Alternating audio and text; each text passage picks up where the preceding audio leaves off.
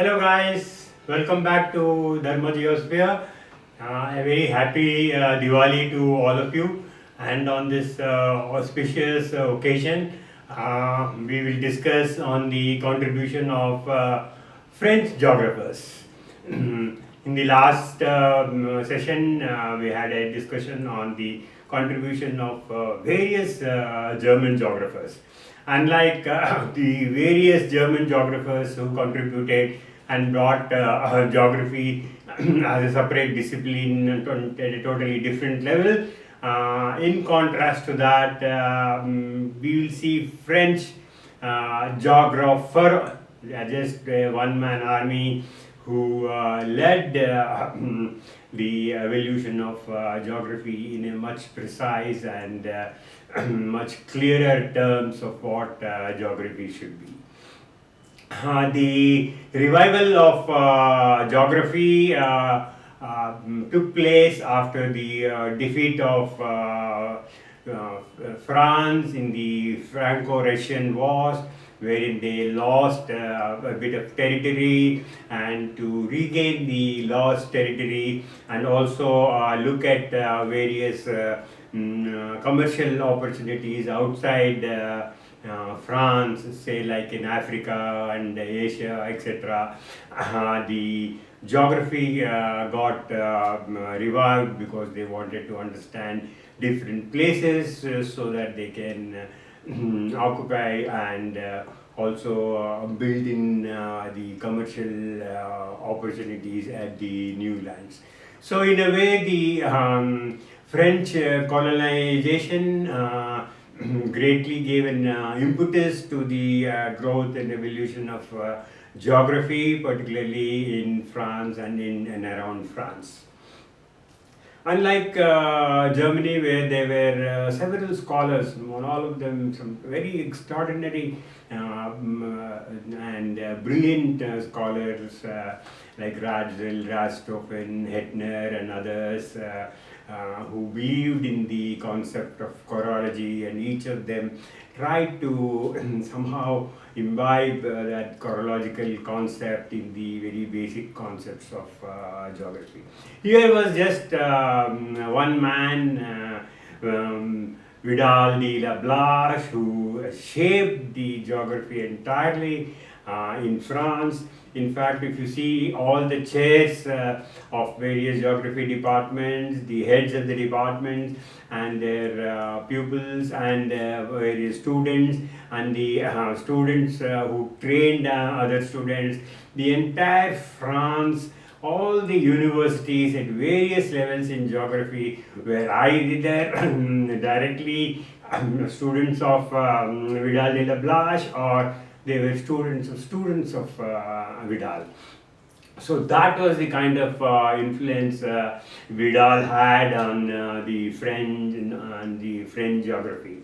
Vidal actually was not a geographer. He moved from, he was a history student, and then he moved to literature, and from there he moved to geography, thanks to his contemporary Ratzel, who had a very long-lasting influence on the way Vidal thought about geography and the way he evolved his methodology in improving the geographical thought in France.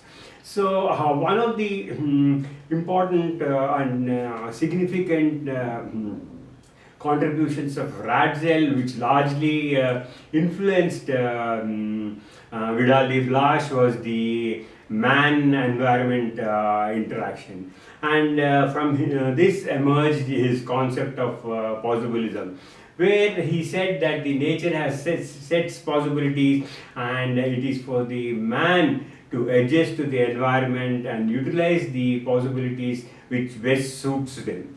So he said that the way a man chooses the available possibility largely depends on his own tradition and mental structuring, the way he has been brought about and the way he was surrounded by a particular type of culture. These determine what possibilities that have been offered to him he chooses.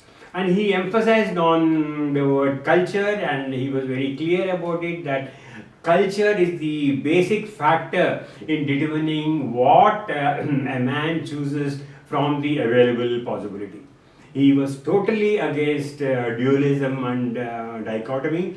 Vidal was very clear that it is the natures and man that are part of the geographic system, and they cannot be separated, and one cannot study a landscape without understanding the interlocking linkage between man and the landscape, and the way man has developed, improved and managed the landscape according to his requirements. In fact, he dwelt further into the landscape and identified what he called as space, which are just small segments which have acquired unique characteristics. So for him, the science of geography, or the way we look at science of geography, is not to break away from what nature has so carefully and so in such a long time driven process assembled for the man to utilize and develop it further.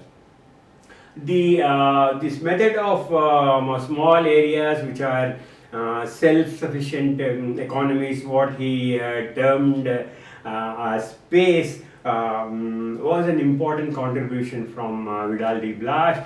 He not only encouraged the scholars to study geography in those small segments, but he also overemphasized on the folk cultures that the folk France and the rural France had to offer. So here is a man who had not only had thorough knowledge about the urban environment, but also he encouraged the students to look at the rural environment. So for him, the environment envisaged both rural and urban. He laid emphasis on the village assemblies, the upcoming rural economies, etc. Of course, on the development of pace, he used the analogy of the way ripples are created in a pond when you throw a stone, wherein suddenly there is a shake of all the waves and ripples that are created when you throw a stone, but after some time everything gets settled down and comes to normalcy and comes to a standstill level of water the way it was before the stone was thrown. So he compared this pond ripple effect to the war. He also said that the war is also like that. It initially brings in a lot of disturbance, chaos and all that, but once the war is over, normalcy is restored, and again we begin to start living the way we lived before the war. So he compares the French Revolution, how after the during the war there was so much of chaos and disturbance and all that, but once the war was over, slowly and steadily everything came to normalcy, and then people started living back and reconstructing the rural and urban areas and all. He was very honest, and he was very clear in what he was talking about the man-environment relationship and the importance of the small economies and all that. But as the Industrial Revolution started simultaneously, Vidal De La Blache also in a very highly integrated way considered that it is now not just the man and the human environment, but it is also the industrial environment or the metropolitan towns that is very important, and it is the relationship between man and these metropolitan towns which have been advanced to what they are today due to the advancement of technological revolution as a part of the industrial revolution. So his idea of a region at that point of time was that it is basically related to man and the industrial metropolis. So though he changed and he advocated this, lot of other geographers said the concept of the man-environment relationship, including rural and urban, still continues to be applied the way it is, particularly in sectors where it is still largely an agricultural economy. So it was not easy that it can immediately be changed to industrial metropolitan police, but the agricultural economies which still continue to sustain were part of the science of geography, where the man and environment relationship was interlocking steady arrangement. So he gave, based on this and the feedback from the geographers who thought that yes, still what Vidal De La Blache and man-environment relationship as an integrated science of geography still stood the test of time. And based on this, he gave some 6 distinguishing characteristics of geography in his one of the most outstanding work on the principles of geography. I'll show you what are all the 6 basic and very unique and distinguishing characteristics of geography. That will be quite important. So the Vidalian concept of geography was accepted and well spread throughout France, and it stood the test of time for more than half a century, and the Vidalian tradition was continued by the other geographers as well. So the other contributors from the French side were Bruneius, De Morton and Valeix, who were the students of Vidal De La Blache, and they further took up the Vidalian tradition of geography to a different level, and which sustained for nearly more than a half a century. So the essence of the Vidalian tradition was the unanswering faith in the principle of the terrestrial unity, so much so that any differences in the man-environment relationships or the human and physical geography was totally alien to them. So they straight and very clearly and concisely believed in the terrestrial unity of geography, that is geography encompassing both the physical and human geography, and man happily interacting with the environment, using the possibilities available to him to the best of his knowledge based on his own tradition and culture. So this tradition of geography continued for a very long time because it stood the test of time, and any questions could be answered because it was entirely a one-man show who he, along with his pupils and along with the various chaires of geography and heads of the Department of Geography, held this common view. Bruneius further took up his principles of human geography. It got translated into English, and it became very popular text for the university students. He divided the human geography, particularly with reference to the maps, into 2. One was related to water and the other was related to population. And based on his fundamentals of human geography, he gave 3 essential facts of human geography, which we will see in the slide presentation. And then we go to Martini. Martini was basically a physical geographer, a pure physical geographer, more of geologist than geographer, but he contributed immensely to the evolution of geomorphology, and also the climatology, and more importantly, he was a staunch supporter of the Daviesian cycle of erosion from the youth stage, maturity, and old age, and he further developed this concept.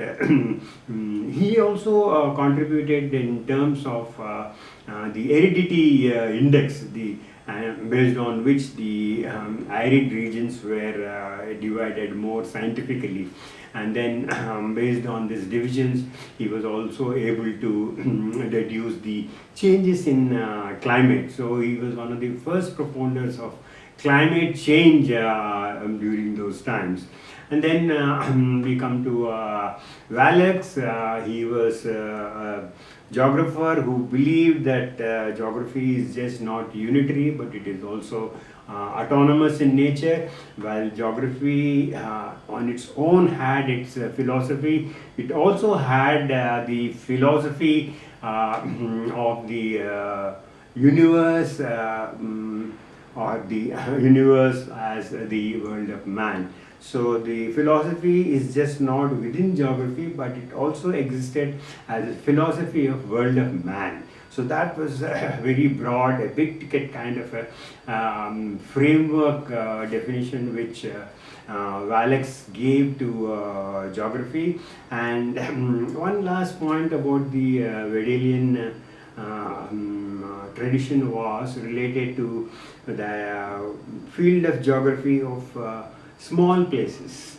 So this Vidalian tradition believed that if one teaches geography, the field geography of small places, it can be used as the best way to train young minds on who are coming to the field of geography, and they will understand better, and each geographer can study a small segment of a landscape much more intensively and thoroughly, and then they can piece together all that information from the small places and draw up a much larger scale information model of the physical landscape. So this tradition was very important because it gave good training to the young students.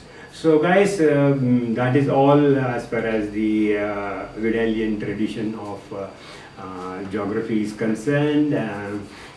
So please go through the contribution of this Vidalian tradition along with the contributions of the German geographers.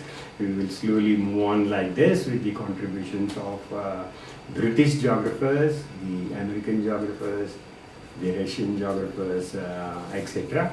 And then we will cover the entire geography optional syllabus like this. So stay tuned. Now I'll show you some slides particularly related to the specific essential characteristic of the geography, human geography, which Vidal De La Blache and his students gave.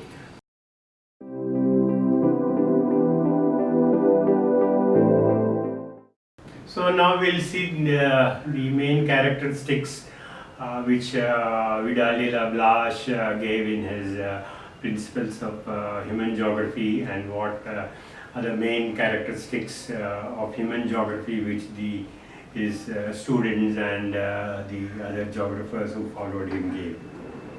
So as I said, the revival took place after the Franco-Prussian War, because there was a great demand for better quality geography as they lost territories and they wanted to gain more territories for better commercial opportunities. So he was one of the founding fathers, Vidal De La Blache, of humanistic geography and environmental possibilism.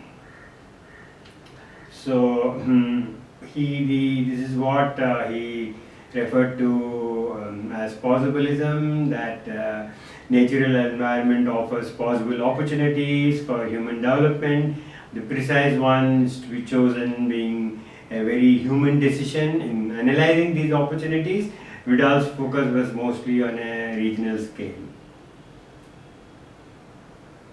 So, as I said, he was totally opposed to any dichotomy or dualism in geography. He believed in one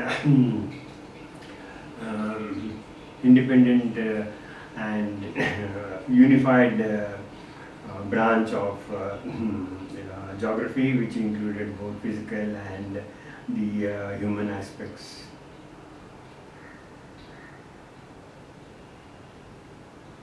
Then I told you how he compared the role of history of development of pace with the example of pond being swept by a gust of wind.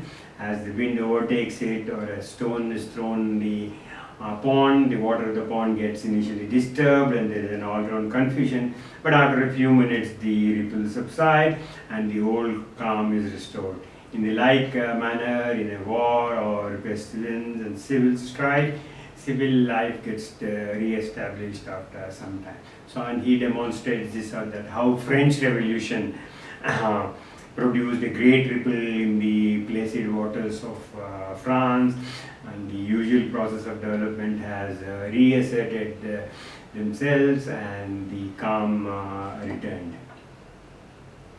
So this was the these are the 3 of the 6 distinguishing characteristics of geography, which he gave in this Principes de Geographiae Humanae, which was a very standard book for more than half a century. The 3 distinctive characters is, the one is the concept of terrestrial unity, which is the starting point in geographical work. He felt that the geography pursues a synthetic worldview of nature and man, and it also studies causes and the generic types of groupings of the terrestrial phenomena. Geography believes that these terrestrial phenomena are localized in varied combination, both in nature as well as in the modifications brought about by the human interventions. And then the third one was geography seeks to describe, localize and explain covariations between the natural conditions and the man-made phenomena. So, as I said, the essence of Vidalian tradition was this unanswering faith in the principle of terrestrial unity, so that the concept of any dichotomy or dualism between man and nature, human and physical, was totally alien to them.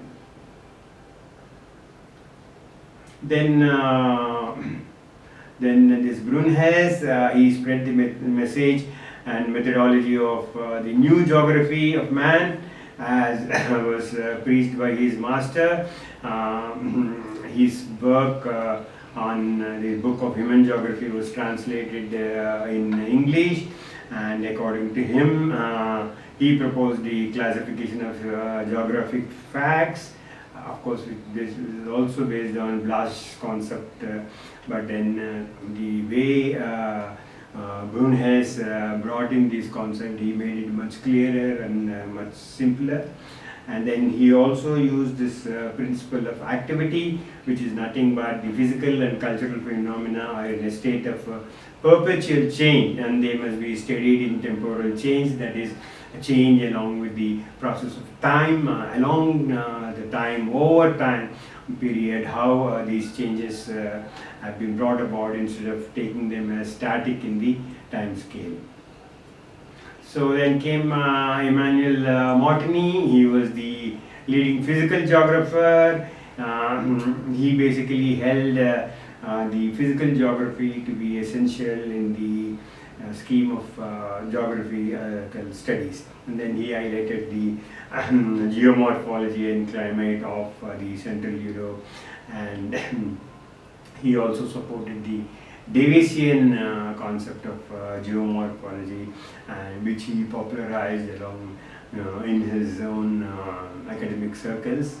And then he brought in the aridity index, based on which the arid regions were divided, and he could also visualize climate change in these particular areas.